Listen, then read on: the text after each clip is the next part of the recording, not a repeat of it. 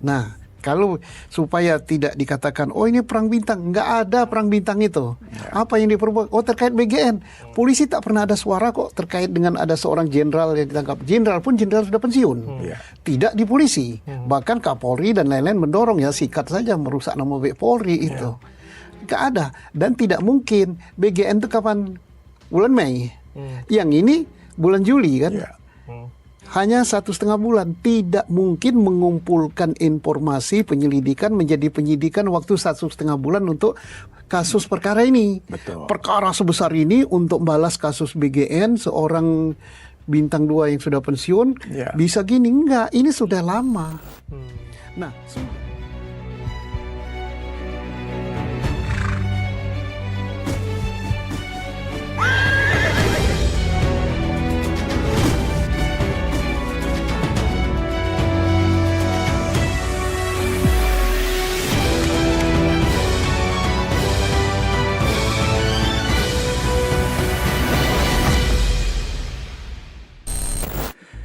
bagaimana kelanjutan kasus yang menjerat mantan Jampitsus Febri Adriansyah?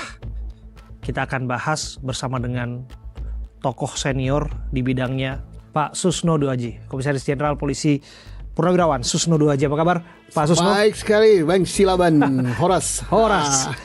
Kabarnya screen 2008-2009. Dan Pak Jan Maringka, yang merupakan Jaksa Agung Muda Intelijen tahun 2017-2020.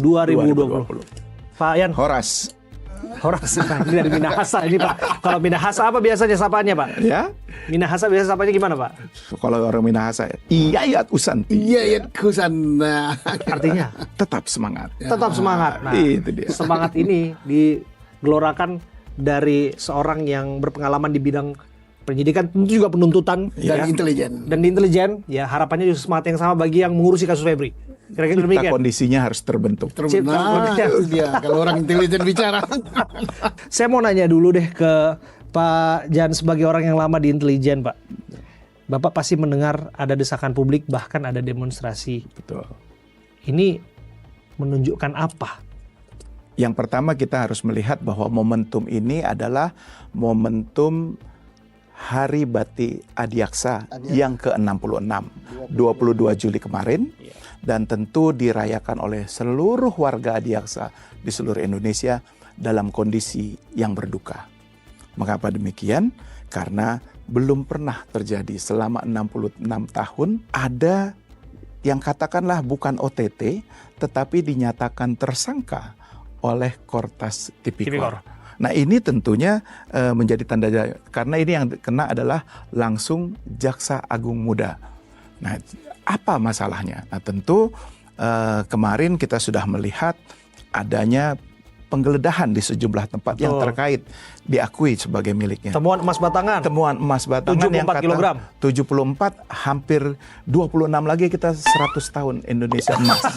Nah, tetapi ini belum sampai itu. Nah, belum sampai itu tentunya harusnya diingatkan kembali bahwa ayo para jaksa, inilah momentum yang tepat untuk kembali ke pelaksanaan tugas pokok dan fungsinya, artinya teruslah bekerja secara sesuai dengan ketentuan yang berlaku, bukan karena arahan-arahan pemimpin yang tertentu. Mungkin itu yang menjadi dialog kita. Inilah momentum yang tepat sekaligus sebagai reformasi di tubuh kejaksaan. Baik secara legislasi, secara konstitusi, maupun sumber daya manusia. Kalau di Polri kan sudah selesai, reformasinya sudah ada, pernah dibentuk. Tetapi di kejaksaan ini sering digaungkan, tapi belum pernah ada instruksi yang secara tegak lurus, lakukan reformasi di kejaksaan. Karena kita melihat konstitusi, secara konstitusi misalnya, hampir 153 negara mengatur kejaksaan di dalam konstitusinya. Tetapi ketika amandemen di reformasi itu, kejaksaan satu-satunya lembaga yang tidak pernah masuk di dalam konstitusi. Itu yang saya katakan, ini ada perbedaan. Kenapa negara sahabat kita, Timor Leste katakanlah yang baru merdeka, mengatur jaksa agung di dalam konstitusinya. Nah ini seberapa penting? Kalau bercerita tadi kembali kepada sebagai Indonesia negara hukum, seharusnya kita melihat bahwa perlu ada jaminan kemandirian. Iya. Kalau enggak seperti sekarang ini diangkat dan diberhentikan oleh presiden, sudah tidak ada barikade lagi. Oke. Kalau yang lain, Hakim Agung, Kapolri atau Panglima TNI, Ketua MK dan lainnya, yang lembaga-lembaga baru ada di dalam konstitusi, untuk mengangkat mereka harus ada persetujuan dari DPR. Nah, inilah menurut kita percaya diri daripada seorang pemimpin, seorang jaksa agung sangat diperlukan kalau dia ada jaminan konstitusional. Nah, Pak Susno tadi bicara soal cipta kondisi.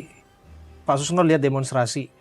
Ini cipta kondisi atau memang murni sebagai bentuk kritis terhadap penanganan kasus Febri hari ini?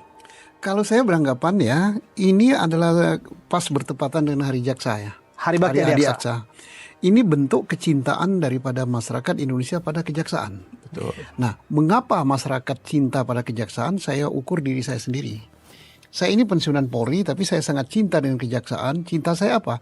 Prestasinya luar biasa. Prestasi kejaksaan saat ini jauh di atas KPK. Nah, masyarakat berunjuk rasa adalah atas cintanya pada kejaksaan. Jangan sampai reputasi yang bagus ini dikorbankan hanya untuk melindungi seorang EPA. Ya. Anda melihat gelagat ke arah sana nggak?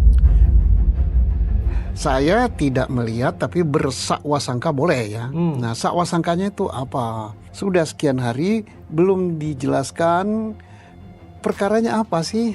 Kan masih tanda tanya ini. Betul. Apakah pencucian uang, apakah korupsi? Kalau korupsi perkara yang mana? Apakah hanya 2 ini? Apa ada yang lain? Betul. Nah, padahal Pak Jaksa Agung sudah mengatakan akan menangannya secara profesional. Iya, karena ada tim khusus disebut Iya, Pak Susno. iya, tapi tidak cukup dengan tim khusus itu profesional. Betul. Profesional itu kan secara hukum terbuka, akuntabel, transparan dan sebagainya. Ini kan kelihatannya seperti tidak transparan.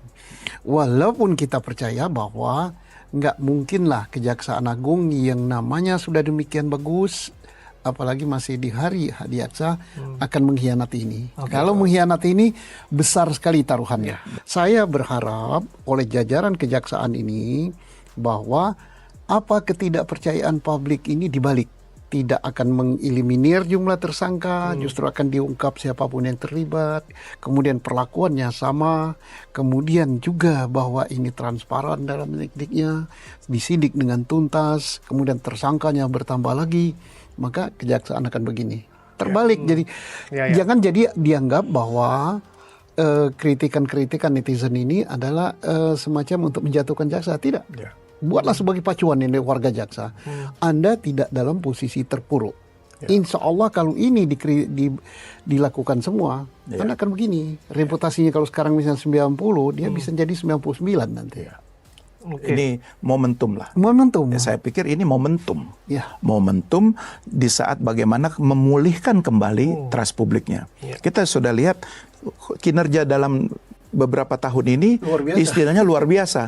Tetapi ada pepatahnya nih, from hero to zero. Ini nggak boleh terjadi berlama-lama. Kita melihat, kita apresiasi Bapak Presiden sudah menerbitkan SK Kepres tentang pergantian Jampitsus. Pak Kuntadi. Ini juga beban berat buat Kuntadi. Karena? Kenapa?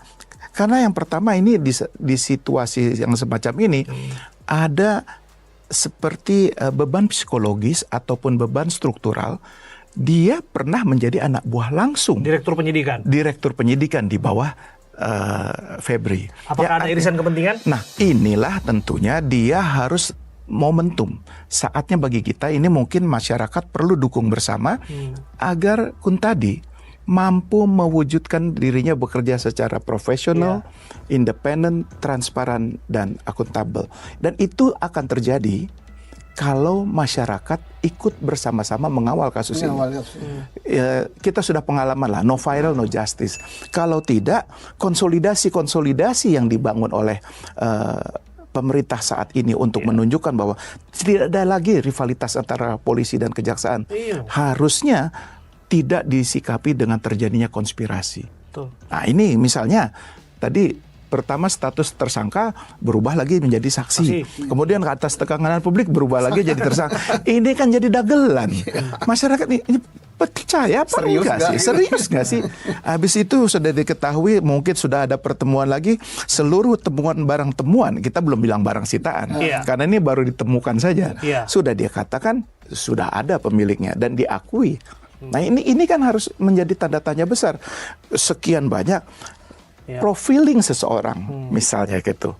Apakah sebagai pengurus ikatan alumni atau katakanlah sebagai pengacara dia mampu menghimpun dana umat sebesar itu. Nah ini kan juga jadi tanda tanya besar. Karena itu beban, sekali lagi beban berat kepada gue, karena dia adalah pengendali. Ketika menjadi Jampitsus, semua perkara-perkara di Gedung Bundar pengendalinya ada Jampitsus. Nah, saya coba masuk ya dalam konteks apa yang disampaikan oleh Prof. Mahfud MD, mantan Menko Polhukam, yang memberikan surat terbuka yang mengatakan bahwa ada skenario.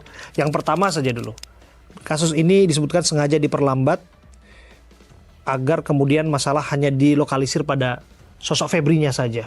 Tim 9 ini boleh dikata sekaligus meredam konflik antara Kortas dengan Kejaksaan Agung. Karena Kortas isinya alumni-alumni KPK yang diangkat kembali, walaupun status kepolisiannya mungkin sudah selesai, tetapi diangkat kembali menjadi Kortas. Tapi kewenangan mereka untuk menyidik tentu kan agak berbeda dengan polisi yang...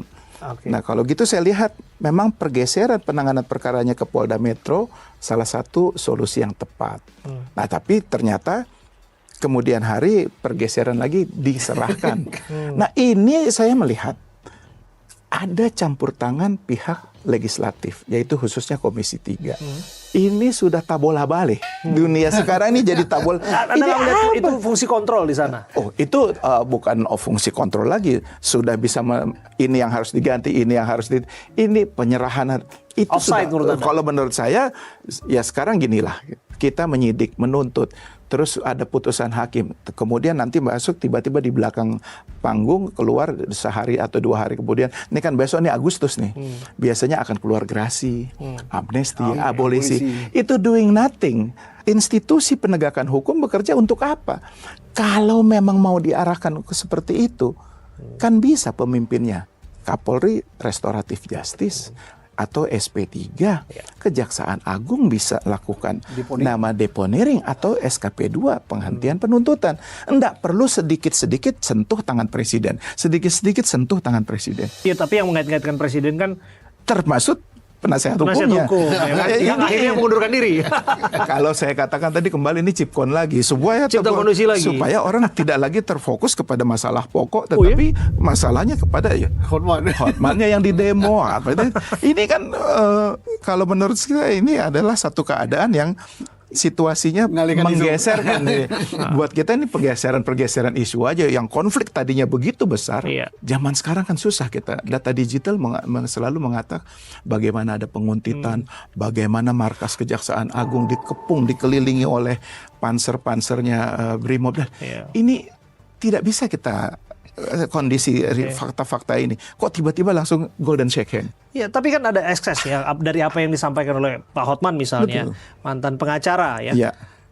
Dia mengatakan bahwa tidak izin presiden. Nah, tentu ini kan menjadi persoalan. Andai kata kemudian bahwa penegakan hukum apa-apa harus izin presiden. Seorang yang bertanggung jawab semestinya di sana melakukan penegakan hukum, izin presiden dulu baru bertindak. Menurut Anda apa dibalik statement Pak Hotman Paris itu? Kalau memang itu bergantung dengan keputusan presiden, sederhana kok. Presiden bisa menunda penerbitan SK pengganti Febri. Ketika dia menunda 1 minggu atau 2 minggu saja, Febri bisa mengajukan pra peradilan. Maka status hukumnya akan pulih. Kenapa? Sah tidaknya penetapan dia sebagai tersangka. Karena apa? Saksi belum pernah, yang lain belum pernah diperiksa, tiba-tiba dinyatakan sebagai tersangka. Itu di mana 2 alat bukti yang cukup? Dan tidak lazim yang namanya surat rahasia diumbar ke publik. Ini kan apa maksudnya? Mungkin kalau publik ada resisten, surat rahasia Kepresnya dari Jaksa Agung Jaksa pengurusan Agung, penggantian. oke. Di situ memang bukan hanya nama Kuntadi. Betul. Dia banyak Diklat, nama-nama kemudian wakil jaksa. agung. Bayangkan Iya. 1 tahun ada jabatan kosong dilakukan pembiaran. Kalau Polri hari ini dia selesai, besok sudah ada penggantiannya. Nah ini kan apakah jabatan-jabatan setara eselon 1 ini bukan jabatan yang penting di lingkungan kejaksaan? Bisa PLT. PLT itu pejabat lillahi ta'ala. Artinya belum firm dia, belum firm dia. Bisa bergeser Jadi lagi. bisa bergeser lagi. Nah ini kalau menurut saya inilah momentumnya. Kalau kita buat struktur banyak-banyak ya harus ada penempatannya dong. Pak Susno, saya coba underliningnya apa yang disampaikan mengenai potensi cacat formil yang ini juga disampaikan oleh Pak Mahfud MD yang disebutkan bisa jadi celah agar Febri bisa menang di pra-peradilan. Anda melihat Kalau celah banyak ya, tinggal nanti tergantung hakimnya ya, karena dalam hal ini kan sidang ini hakim tunggal ya. Kalaupun pra-peradilan tak ada yang tak ada celah.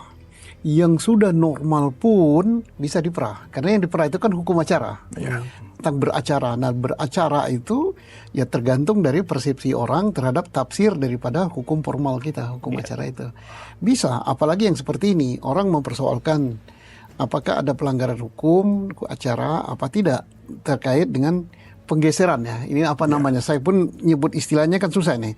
Bukan menggeser penuntutan apa penyidikan atau apa ini? Menggeser perkara, apa mengalihkan perkara, yang jelas bukan pelimpahan. Ya. Kalau pelimpahan ada aturannya.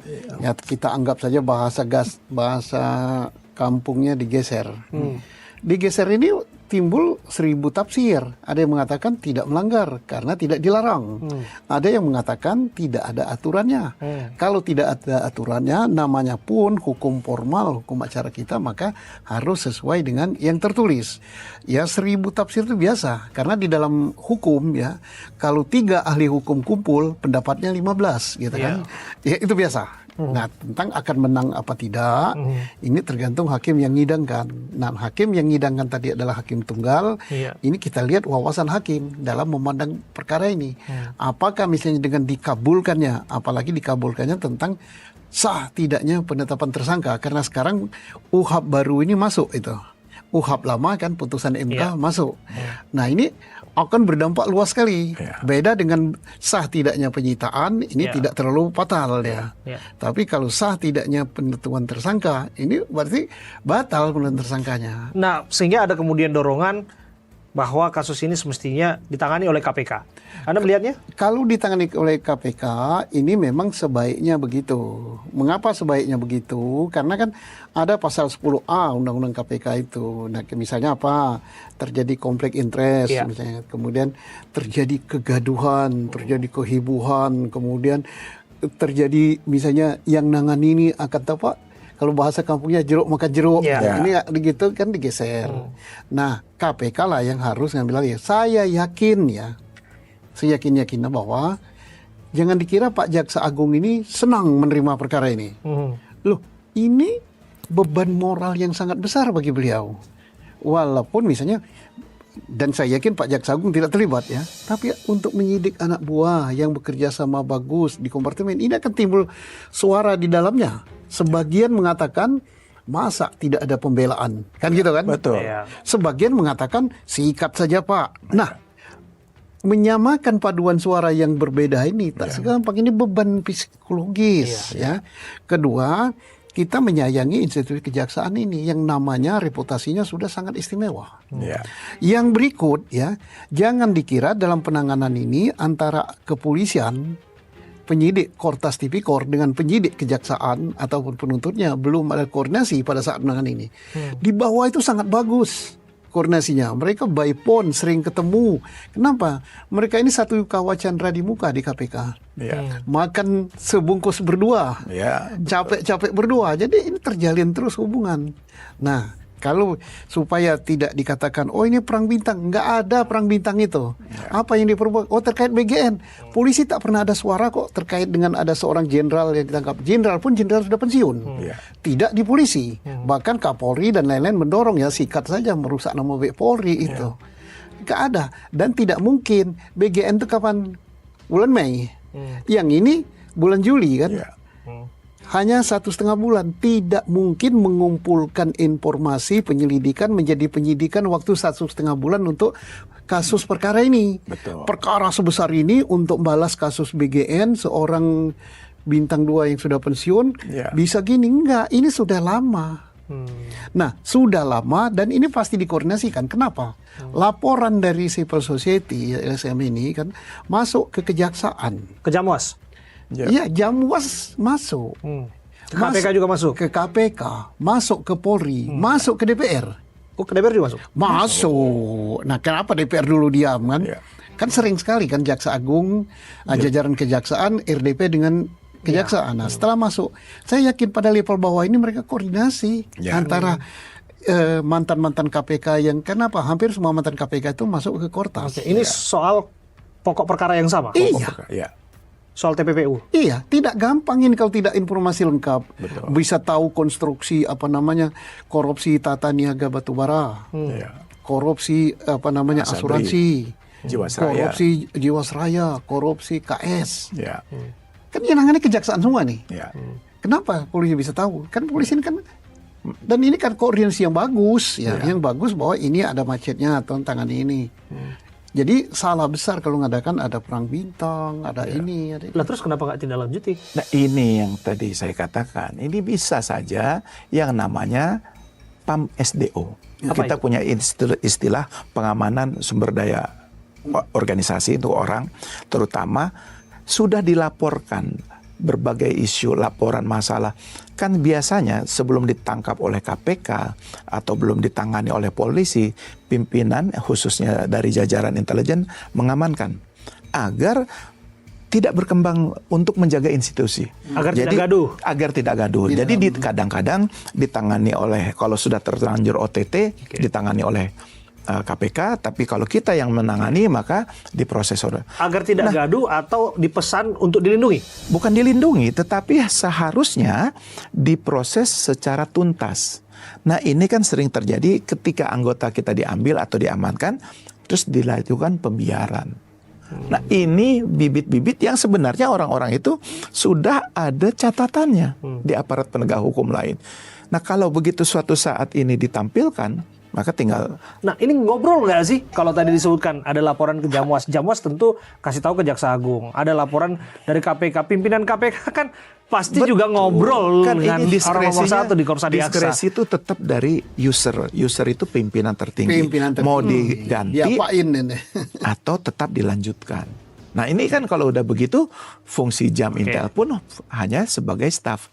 Memberikan informasi, ada penguntitan, ada pengepungan ini berkait dengan ini. Lalu diskresinya ya. Jadi seolah berdasar nih supaya nggak ada teori konspirasi nih. Kan yang disampaikan oleh Pak Hotman Paris bahwa ini nggak koordinasi dengan istana. Disebutkan bahwa ini adalah pejabat kebanggaan yang juga sudah mengembalikan kerugian negara yang tidak sedikit dan seterusnya. Betul. Tapi itu bukan hasil kerja dari FA sendiri. Ya. Pengembalian kerugian negara itu kan FA di kantor kan. Ya. Status dia juga sebagai ini kan hasil hasil kerja dari PKH. Dan di Satgas yang duduk yang keluyuran itu kan bukan ini juga kan, jajaran kejaksaan di daerah. Kejaksaan tinggi, kejaksaan negeri yang beroperasi ini. Kalau di pusat mungkin anak buahnya daripada Pak FA. Ya, tapi kalau tidak ada komando operasional dari beliau dan keberanian dan seterusnya. Oh, bukan dia. Oh, bukan yang bersangkutan. Ya, kan komandannya kan Kementerian Pertahanan. Kemenhan. Satgas Tambang juga begitu. Ini diduga ya, sekarang ini kan diduga. Jangan-jangan hasil dari sini justru yang dia selewengkan. Dia yang mencederai. Jadi makanya saya yakin tidak mungkin Korp Adiaksa akan membela ini. Tidak mungkin lah. Percayalah kepada saya kan banyak juga keluarga saya yang jadi jaksa kok. Betul. Di polisi itu banyak begini jaksa. Ada yang istrinya jaksa. Ada yang anak jaksa jadi polisi. Tak ada informasi yang bisa dibendung di dalam itu. Demikian juga informasi dalam kepolisian masuk juga ke kejaksaan. Jadi kita tahu situasi dalam itu. Makanya saya begitu yakin tidak mungkin si FA ini kan dilindungi. Jadi kalau ada statement seperti itu Pak Susno, arahnya kemana? Bahwa ini kebanggaan, ini sudah mengembalikan kerugian negara secara masif. Ini bisa jadi permaluman nggak? Jawabnya ada pada Pak Hotman sendiri. Karena Dan Pak Hotman hari ini sudah mundur. Jadi sudah selesai ini statement yang penting kemarin sudah kabur air dulu kan. Karena Pak Hotman ini kan advokat senior, paham hukum, dia S berapa nih? S3 atau berapa? Tidak mungkinlah dia tidak tahu jawaban bahwa tindakan penggeledahan itu harus izin daripada presiden. Dia tahu jawabannya tidak harus. Tapi kenapa dia buat tidak itu? Ya menurut Anda kenapa harus bawa nama presiden? Ya presiden paling tinggi dong. Paling tinggi siapa lagi? Ya kan kita tahu kan dalam beberapa kesempatan kan yang bersangkutan mengatakan pengacara lama presiden memiliki hubungan emosional dan seterusnya lah. Kira-kira demikian. Dia tentu memiliki nilai jual. Nilai jual. Dengan dia berkata bahwa saya klien lama dari presiden klien lama, Pak Hasim juga klien lama dan lain sebagainya. Artinya nilai jualnya semakin tinggi. Oke. Tetapi ada pesan buruknya. Kok seolah-olah mereka ini adalah orang-orang yang katakanlah pernah terkasandung dengan masalah-masalah hukum. Nah ini kan juga tidak bagus juga buat image seorang presiden maupun keluarga presiden. Seharusnya kan dia mengulang-mengulang seolah-olah ada keterkaitannya dengan masa-masa lalu. Masa lalu presiden. Jadi, akulah pengacara yang menyelamatkan presiden. Ini nggak boleh terus-menerus. Dia harus mampu menunjukkan kemandiriannya. Saya melakukan pembelaan hukum berdasarkan ilmu hukum ataupun praktek hukum.